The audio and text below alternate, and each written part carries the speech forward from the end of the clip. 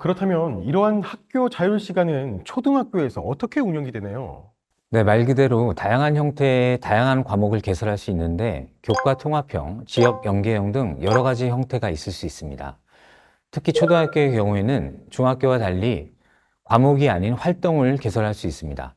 과목에 비해 다소 절차가 간소하면서 과목 개설이라는 개념이 처음 등장하는 초등학교 교원에게 과목 개설에 대한 접근성을 제고하기 위한 것이라고 볼 수 있습니다. 그럼 이 초등학교의 교과 내용에 한정되는 것이 아니라 이 디지털 소양이나 뭐 지역 연계 등 다양한 내용으로 구성할 수 있다는 점이 참 인상 깊은 것 같습니다. 그렇다면 초등학교에서 이 학교 자율 시간은 어느 정도 시간 동안 운영이 되나요? 학교 자율 시간은 연간 34주를 기준으로 교과별 및 창의적 체험활동 수업 시간의 학기별 1주 수업 시간을 확보해서 학기 단위로 운영합니다. 그럼 연간 34주 동안 학기별 1주 수업 시간을 확보한다는 얘기인 거죠. 그럼 이거는 계산을 어떻게 해야 되는 건가요?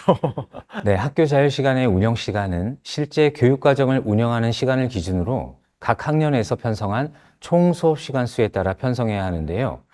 예를 들어 2022 개정교육과정의 초등학교 3, 4학년군의 총 수업 시간 수는 1972시간입니다.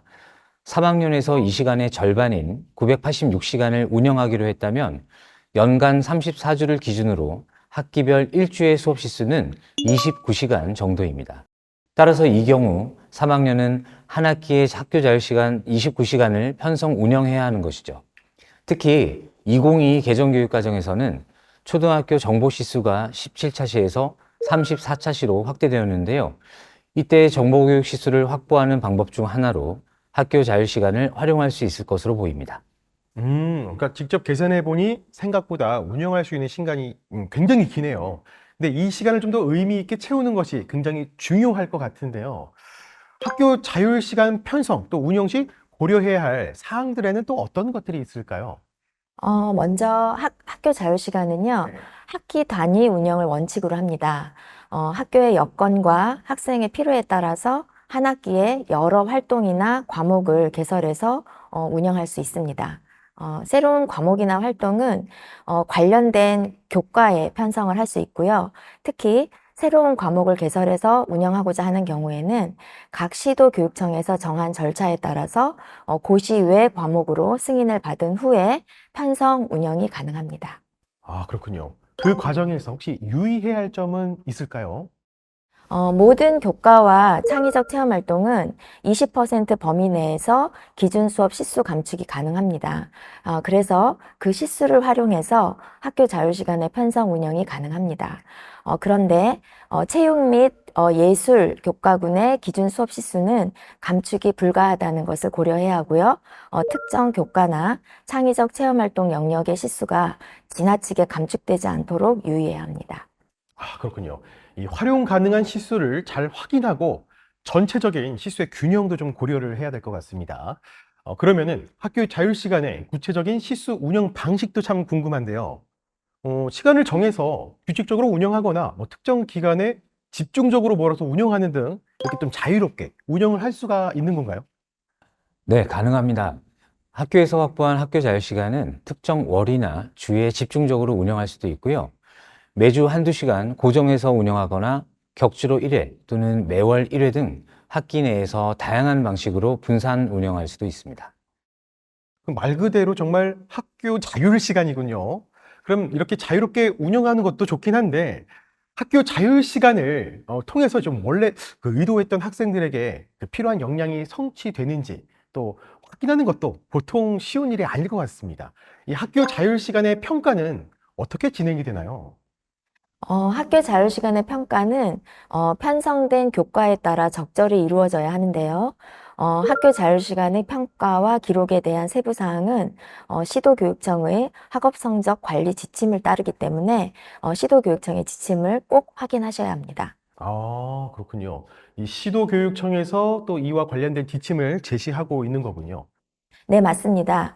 이 외에도 학교 자율시간은 과목이나 활동 등으로 편성할 수 있는데, 우선 과목으로 편성하는 경우에는 편성된 교과의 평가 방식에 준하며 시도교육청의 학업 성적 관리 시행 지침에 따라 평가를 실시합니다. 다음으로 학교 자율시간을 과목이 아닌 활동으로 편성하는 경우에도 평가의 실시 여부나 평가 방식 등은 역시 시도교육청의 지침을 꼭 확인하셔야 합니다. 이렇게 직접 제가 이야기를 들으니까요, 이 초등학교에서 어떠한 방법으로 학교 자율시간을 운영해야 할지 좀 가닥이 잡히는 것 같습니다.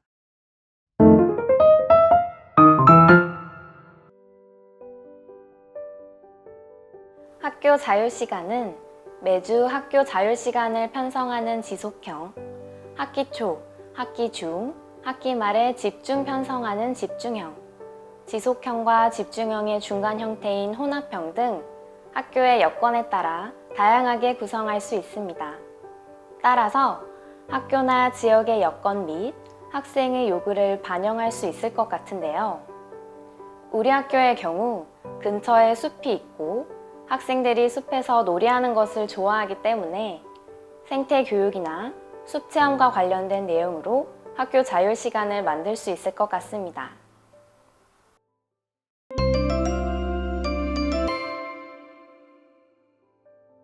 교과와 창의적 체험활동 간 증간 범위를 활용하거나 프로젝트 수업 등을 통해서 비슷한 형태의 자율적인 수업을 할 수 있었지만 교과의 내용을 벗어날 수 없다는 것에서 한계를 느낄 수밖에 없었습니다.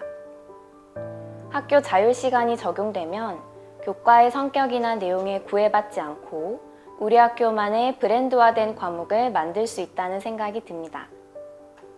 교육 공동체인 학생, 교사, 학부모가 함께 만들어가는 교육과정이 학교 자율시간을 통해서 실현될 수 있을 것이라고 생각합니다.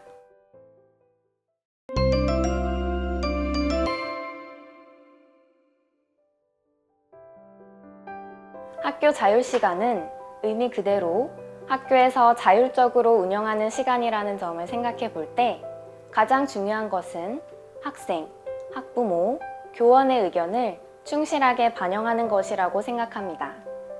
그래서 학생, 학부모 대상으로 과목 개설 요구 조사를 실시하거나 교육과정 운영에 관해 학교 내 협의회를 거치는 등 학교 자율시간 편성, 운영과 관련하여 충분한 논의가 필요할 것이라고 생각합니다. 또한 생태교육, 숲체험 등을 학교 자율시간으로 운영할 시에는 우리 학교 주변의 여건과 환경을 충분히 고려해야 한다는 생각이 듭니다. 학교 자율시간 운영과 관련한 아주 좋은 사례가 될 수 있을 것 같습니다. 앞으로 초등학교에서 학교 자율시간이 그 본래 취지대로 잘 운영되어 학생들에게 더 의미 있고 다양한 교육 경험을 제공할 수 있는 학교 환경이 조성되면 좋겠습니다. 오늘 이렇게 직접 나와주신 두 분 정말 감사드립니다. 네, 감사합니다.